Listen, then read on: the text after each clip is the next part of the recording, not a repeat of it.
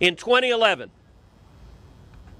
when Republicans in the House stood strong on the debt ceiling, again because Democrats had had majority of the Congress for 2 years, had passed trillions in irresponsible spending, and Republicans stood strong and said, we will not raise the debt ceiling without serious fiscal reform. What happened?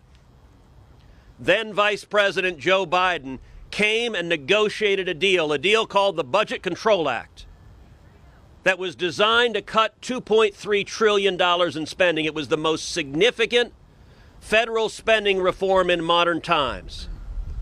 That happened because Barack Obama blinked, and Biden, Vice President Biden, sat down with House Republicans and reached a meaningful compromise.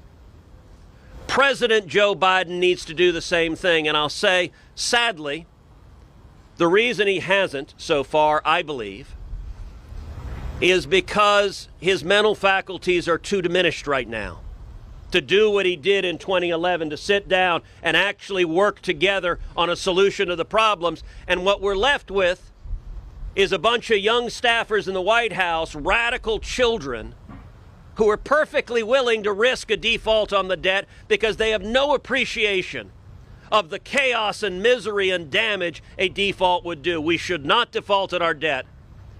But the present path we're on is unsustainable, and Joe Biden needs to come to the table. And I will say it is a major victory for America that the day before yesterday, Biden finally blinked and said, okay, I'll sit down and talk. That's the first step.